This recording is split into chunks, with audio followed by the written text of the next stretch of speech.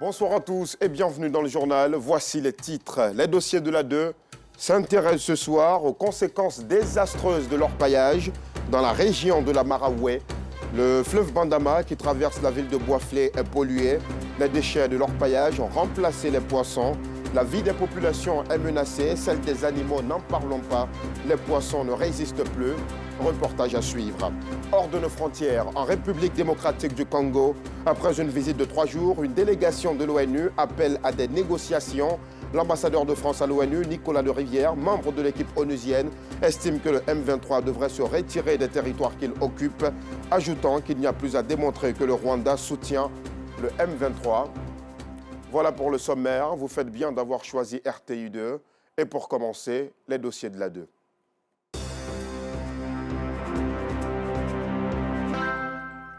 Le fleuve Bandama est à l'épreuve de l'orpaillage clandestin. L'eau du Bandama est méconnaissable aujourd'hui. Les déchets de l'orpaillage, qu'ils soient légaux ou non, y sont déversés. Impossible désormais pour les populations de l'utiliser pour des travaux ménagers. Les humains en paient le lourd tribut car l'eau est polluée. Les animaux meurent en silence dans le fleuve. Pour avoir du poisson, les pêcheurs ont recours à de nouvelles techniques. Boisflé, l'un des greniers de notre pays, est inquiet pour la santé de ses populations, la vie des animaux et celle des plantes. Tout ceci à cause des effets dévastateurs de l'orpaillage. Sur place, l'intéressante investigation de Théodore Zouzou. Le Bandama, vu du pont qui relie les villages de Bambakro et de Bozi. Ce fleuve sur lequel est construit le barrage de Kossou et qui traverse la ville de Boisflé se laisse découvrir dans toute son étendue. On est frappé par sa couleur.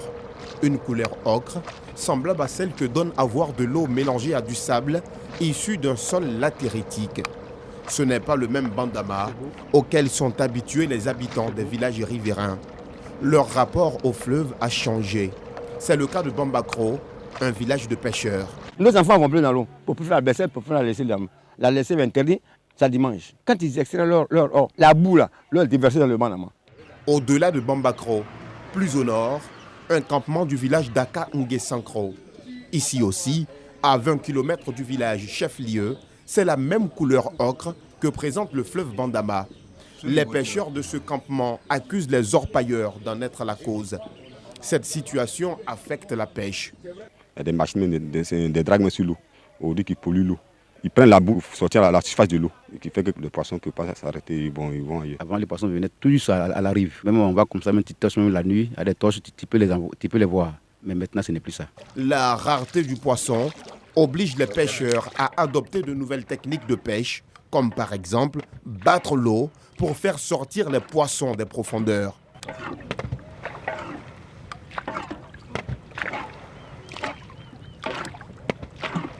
Les habitants de ce campement sont obligés d'adopter un nouveau mode de vie. Pour être à l'abri des maladies hydriques, ils ne boivent plus de l'eau de ce fleuve, polluée selon eux. Les gens de drague qui travaillent dedans, nous, on ne veut pas. La couleur de l'eau change. Si ça devient rouge, ça y est, l'eau minéral. Dans ces différents villages et campements, les orpailleurs mènent en toute tranquillité leurs activités. À l'aide de pelleteuses, de pioches, de perles, de tamis, de motopompes ou de dragues. En plein lit du fleuve, ils creusent le sol pour en extraire la terre, susceptible de leur offrir la pierre précieuse. Les amas sont lavés. Si le lavage n'est pas directement fait dans le Bandama, les résidus y sont déversés. Pour ces orpailleurs, il n'y a pas de danger possible. Des précautions sont prises pour éviter la pollution de l'eau. On prend une machine pour mettre au Bandama, on tire, on vient mettre ici. Après, on met machine ici, on tire pour partir où on travaille. Là. On serre trou pour mettre. Là, après, on prend une machine qui est au Bandama pour venir vers là-bas pour laver. Ici, comme l'eau en pépite, nous n'utilisons pas d'autres produits. On lave directement et on récolte directement. Les orpailleurs sont-ils exempts de reproches? Direction Boisflé, chef-lieu de la région de la Maraoué.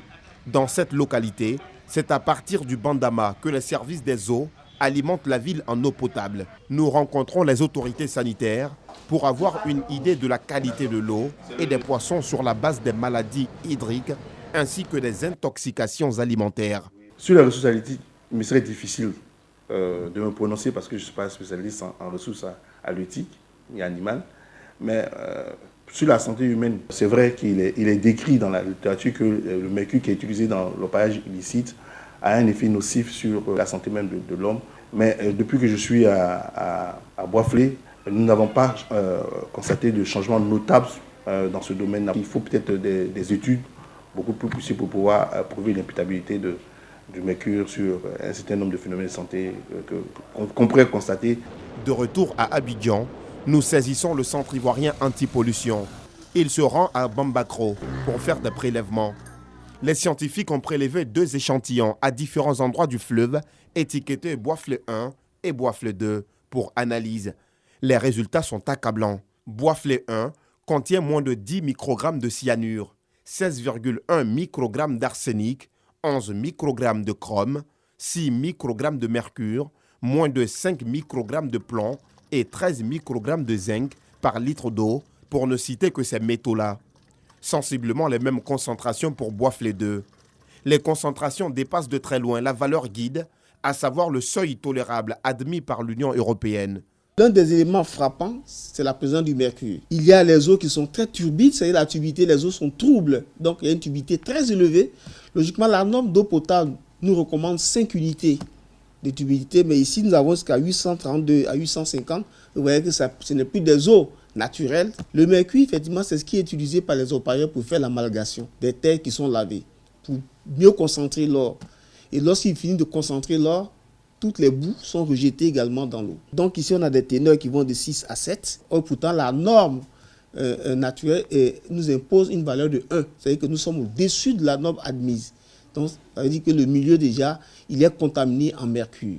Si l'eau est contaminée en mercure, ça veut dire que tout ce qui vit peut être contaminé en mercure. L'arsenic également aussi est un élément métallique qui se trouve aussi dans la croûte terrestre et qui peut aussi créer des impacts sanitaires importants. Il va arriver un moment où dans les paumes des populations, vous allez voir qu'il y a des boutons comme ça qui apparaissent, des boutons ensanglantés.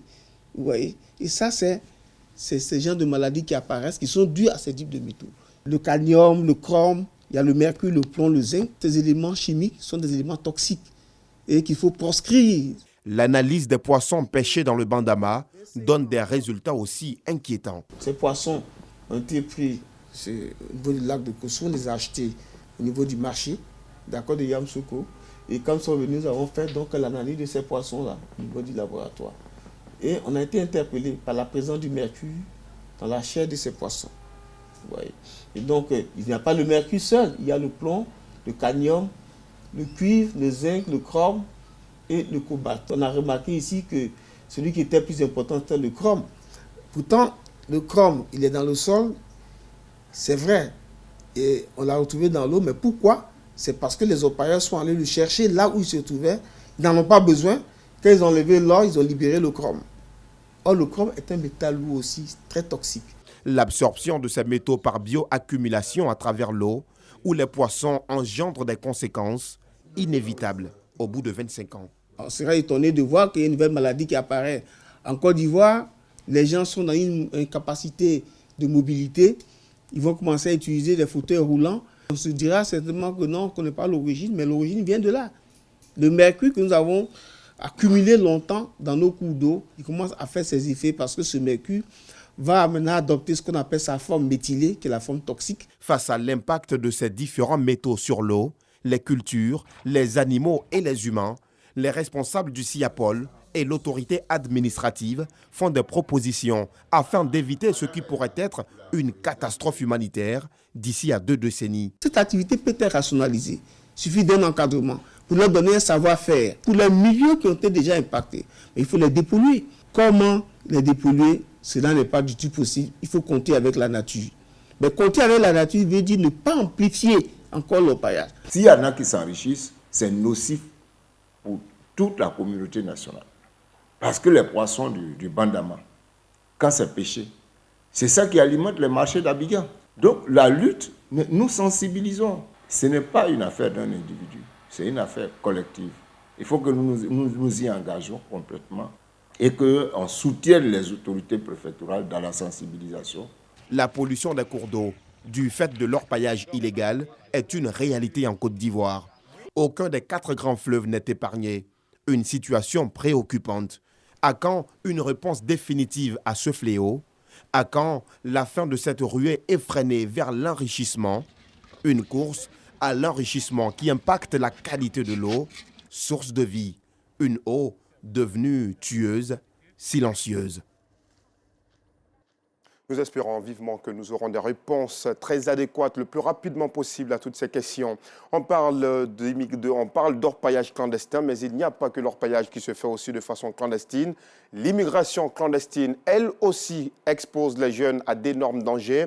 Des écrivains continuent de donner de la voix en faisant parler leurs plumes. Jean-Quentin Yard-Demondi, un diplomate ivoirien, vient de publier Le labyrinthe des naufragés, une œuvre romanesque qui raconte avec faste, dans un grand style et une littérature accessible à tous, les conséquences de l'immigration clandestine. La séance de dédicace du livre s'est tenue le 6 mars 2023 dans la commune du Plateau, comme nous le montre Clément Bocco.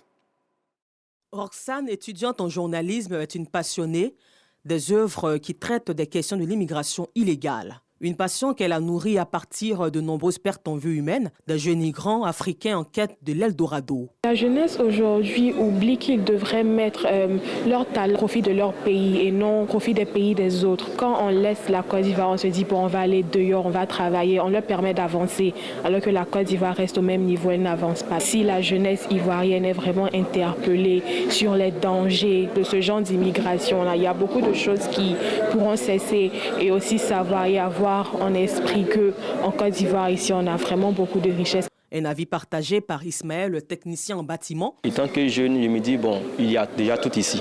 On n'a pas besoin d'aller en Europe pour avoir une vie meilleure. Étant ici déjà, on peut s'autosuffire. Pour lutter contre l'immigration illégale, Jean-Quentin Yard-Demondi, un diplomate ivoirien, a organisé une dédicace de son ouvrage intitulé « Le labyrinthe des naufragés ». Une œuvre romanesque visant à contribuer à l'élan de sensibilisation au danger de l'immigration illégale. Ce thème m'a été inspiré lors de mon séjour au Maroc. C'est une interpellation que je voudrais faire à l'adresse des jeunes qui se jettent sur le chemin de l'aventure. C'est vrai, ils pensent le faire peut-être en dernier recours, ils pensent peut-être qu'ils n'ont plus le choix ici. Mais il y a toujours d'autres alternatives que d'aller par la route. Parce que la route, ou du moins la voie de l'immigration illégale, est une voie qui recèle de beaucoup de dangers. La preuve, c'est que le livre fait cas du naufrage d'un bateau qui transportait les migrants. Une initiative encouragée par des participants. Nous sommes en plein dans la gestion de la crise migratoire, notamment s'agissant de la situation de nos compatriotes de Tunisie. Je suis heureux que le jeune frère, le jeune collègue ait sorti cet ouvrage. L'ouvrage, c'est la traversée de nos jeunes frères pour partir vers la Méditerranée dans des conditions vraiment difficiles. Il y a d'autres qui ne s'en sortent surtout pas. Donc ça nous interpelle un peu sur le risque qu'il y a à prendre à travers la traversée. Selon l'Agence des Nations Unies pour les réfugiés HCR, ce sont 1750 Africains qui ont perdu la vie en 2018 et 2019. Les initiatives de sensibilisation contribuent à décourager les jeunes Africains prêts à s'engager dans cette mésaventure. Et oui, vous l'avez tout de suite compris, ce reportage est commenté par Anissette Conan-Blessing. Et l'actualité, c'est aussi cette bonne nouvelle pour les amoureux de livres. La 23e édition du SILA, le Salon international du livre d'Abidjan, se tiendra du 9 au 13 mai 2023 à Treichville. Le commissariat général du SILA annonce des innovations majeures pour cette édition, dont les axes majeurs porteront sur les avantages de la lecture. Reportage. Aminata Khan est une passionnée de livres. Selon elle, la culture de la lecture procure des avantages. Lire, c'est la vie dans le sens où lire vous permet de vous construire, de vous reconstruire, de grandir, de vous découvrir et de découvrir également de nouveaux horizons. Il y a un auteur qui disait, et à juste titre, qu'un livre vous conduira beaucoup plus loin qu'un permis de conduire. Avec les livres, nous voyageons. Pour encourager la passion d'Aminata et de toutes les personnes férues de lecture, le commissariat général du Salon international du livre d'Abidjan, SILA, a organisé une conférence de presse. Une rencontre pour annoncer la 13e édition prévue du 9 au 13 mai 2023 à Treichville. Objectif, promouvoir la lecture. Nous sommes quand même en quête de proposer des éditions plus affinées, mieux organisées, avec des innovations qui intéressent le grand public. La toute première innovation, c'est d'abord le prix Orange du livre en Afrique, avec la Fondation Orange Côte d'Ivoire et la Fondation Orange Groupe International, qui viennent pour la toute première fois en Côte d'Ivoire proclamer ce prix au cœur du SILA. L'autre innovation également, c'est les rencontres professionnelles. Nous avons pu quand même signer avec l'ambassade de France en Côte d'Ivoire, de sorte à pouvoir bénéficier de séminaires de renforcement de capacités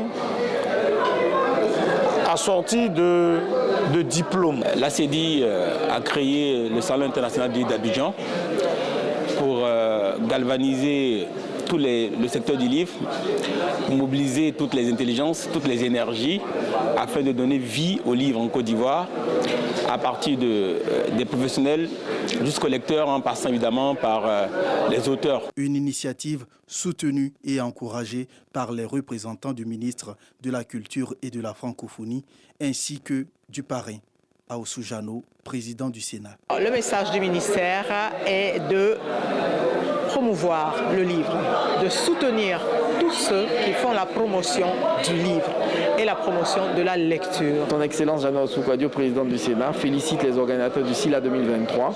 Il s'honore d'avoir été désigné comme parrain de cette importante activité et il souhaiterait inviter tous les Ivoiriens amoureux du livre comme lui à prendre part à ce SILA 2023. Au cours de ce rendez-vous avec la presse, un hommage a été rendu aux lauréats de l'édition 2022 du Salon international du livre d'Abidjan. Les agressions et surtout la mort par suicide dans les milieux jeunes se multiplient.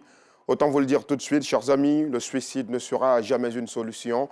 Refugions-nous dans la prière face aux difficultés. C'est d'ailleurs l'invitation des jeunes chrétiens de la communauté I365.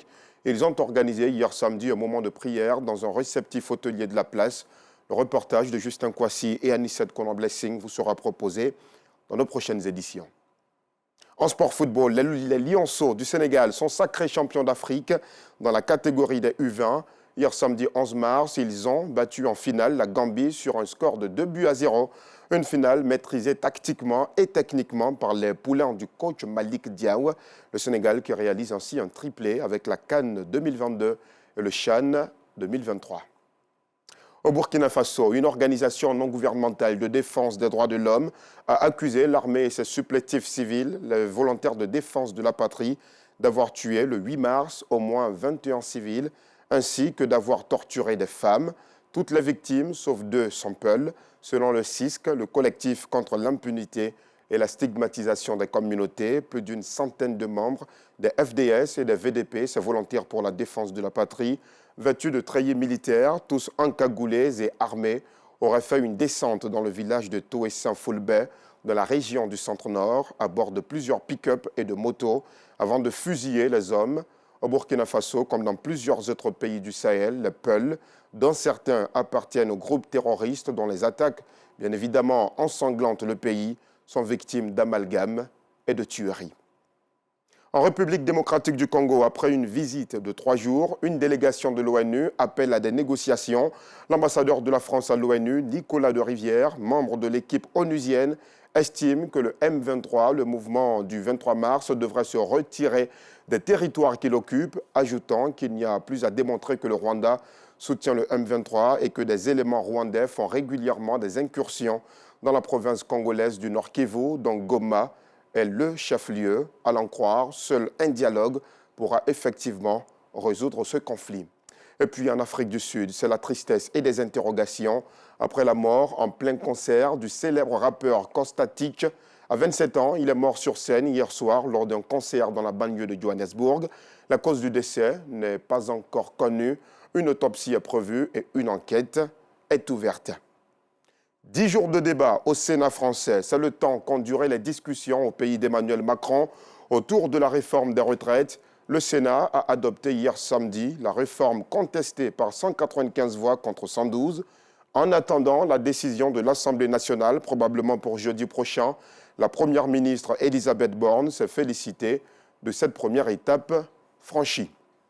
On arrive au terme de ce journal, de ce week-end aussi. Très bonne reprise du travail à tous. L'information revient à 12h30 demain avec Anissette Conan-Blessing. Je vous retrouve à la même heure, sur la même chaîne, avec le même plaisir. Très belle soirée.